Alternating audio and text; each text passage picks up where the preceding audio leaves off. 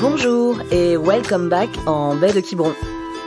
Aujourd'hui, Max et Sam partent à l'aventure sur l'île d'Ouat, où ils vont rencontrer Pierre, infatigable garde littoral.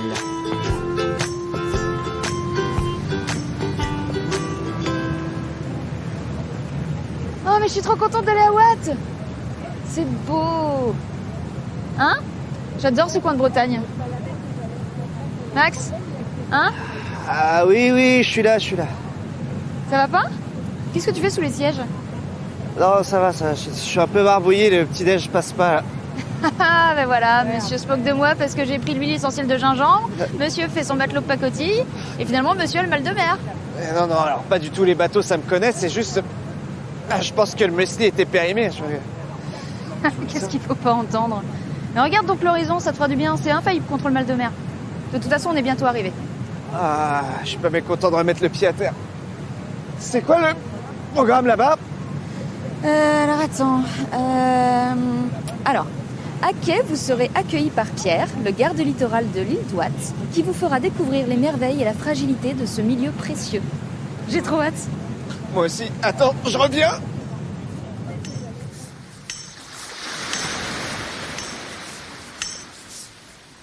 Pierre? Oui, Pierre. enchanté. Bonjour. Bonjour.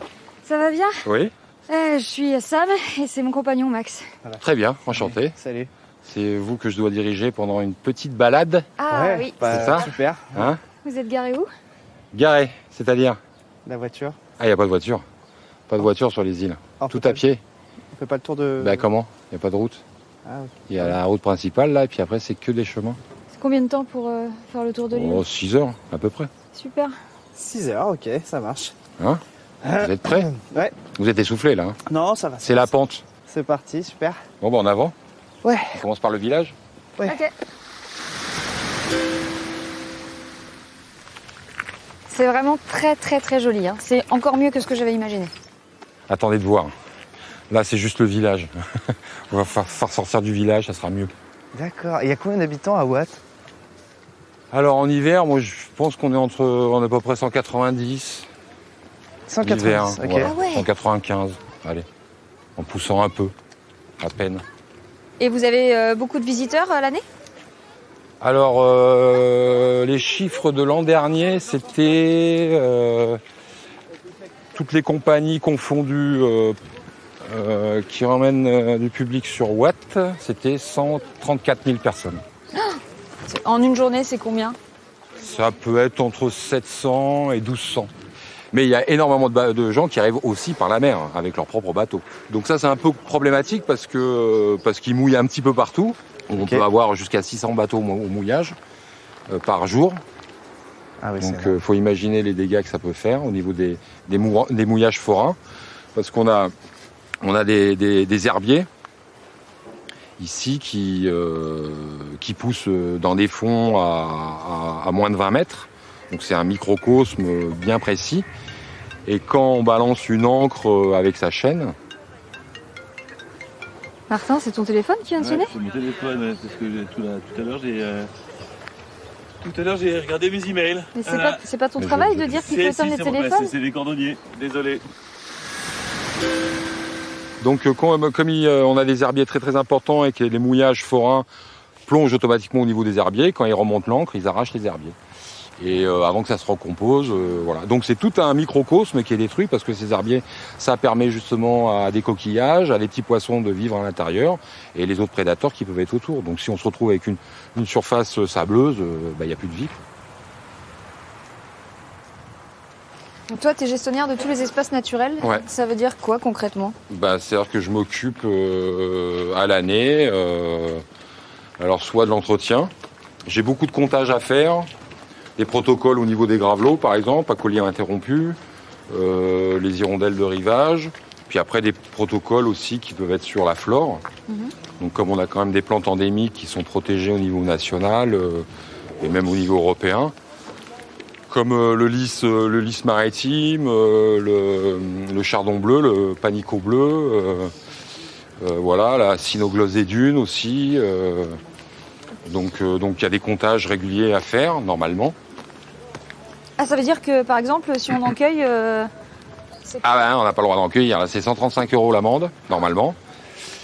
Oui, toutes les fleurs qu'on voit sur Watt, normalement, elles doivent rester sur place. De toute façon, des fleurs sauvages, si vous les cueillez le matin, le soir, automatiquement, pour prendre le bateau, elles seront déjà fanées. Ça sert absolument à rien. Comme c'est les dernières stations où il y a ces plantes-là, si elles viennent à disparaître, après, elles disparaîtront complètement de la surface de la planète, on va dire, puisqu'il n'y a pas trop d'endroits. Il y a certaines plantes qui n'existent que à Watt. Ah oui, il y a certaines plantes qui existent qu'à Watt. Ah, vous avez des chemins qui sont balisés ou Ouais, tous les chemins sont balisés et en règle générale, on essaye justement de tout faire pour qu'ils le respectent parce que, comme je le dis, c'est un milieu dunaire, donc avec une végétation qui n'accroche pas forcément, donc des racines qui peuvent s'enlever facilement et après ça crée ce qu'on appelle des sifflevents.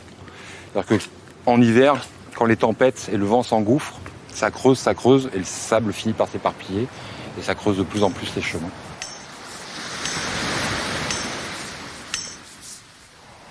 Donc voilà, ça c'est la grande plage. 13 Argored, comme on dit. Donc avec le vieux port, l'ancien vieux port, une digue qui a complètement explosé dans les années 50.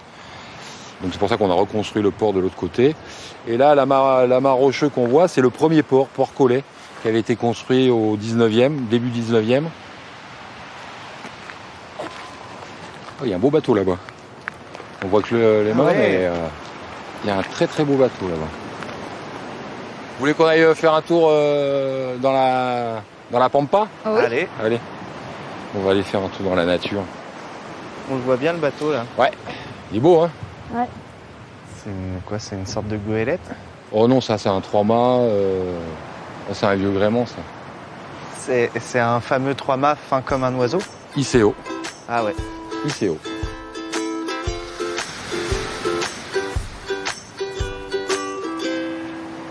Les queues de lièvre. Normalement, t'as pas le droit.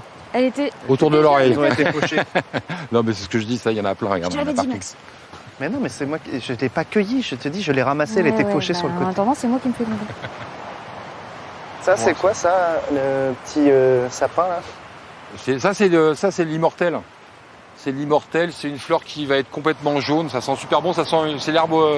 ça sent un peu le curry en fin de compte. Donc celle-là, c'est pareil, ça c'est une plante endémique de Watt qui est protégée, quoi. Il y a une raison de plus de ne pas la ramasser. On a un petit bulldog qui est très mignon, qui s'appelle Artichaut. Et on... Ah ouais, en plus, il adore courir après les oiseaux. Oui. Ah bah c'est bien, ouais. Alors les oiseaux, justement, les oiseaux. Le problème des chiens ici, c'est que il faut qu'ils soient tenus en laisse entre le mois d'avril et entre le mois de mars et le mois de juillet pour les gravelots. C'est une période de nidification. Alors un oiseau, il faut savoir que c'est comme un humain, il a besoin d'un temps de repos par jour. S'il est dérangé au moment où il se repose, à un moment donné, pour se nourrir, il va dépenser beaucoup plus d'énergie.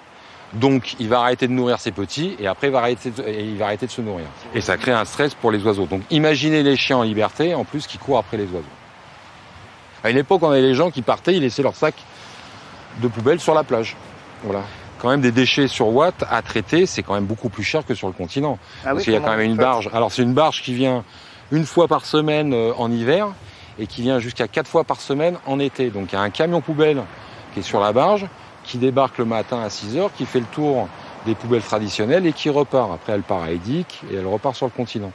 Donc on demande maintenant aux gens, quand ils viennent à la journée avec leur pique-nique, qu'ils repartent avec leurs déchets, quoi, qu'ils les jettent chez eux ou dans une poubelle sur le continent.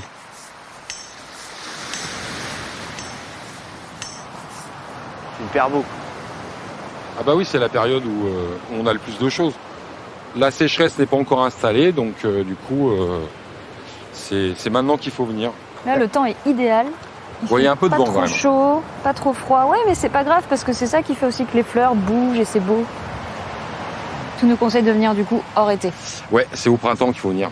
C'est là, au mois de mai, jusqu'au mois de juin, c'est magnifique. En plus, la végétation, elle explose. Donc non, c'est vraiment hors saison. Il y a un coin que tu préfères, toi, sur l'île de Watt ? C'est un peu compliqué parce que chaque coin est un peu différent. Là, on est dans un milieu dunaire qui est assez intéressant, mais dès on se balade sur la côte ouest, surtout la côte sud et l'ouest de l'île, c'est beaucoup plus minéral, c'est beaucoup plus sauvage. Et c'est pareil, ça a son charme.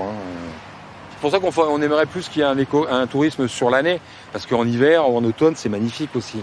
Au niveau des lumières, au niveau du temps.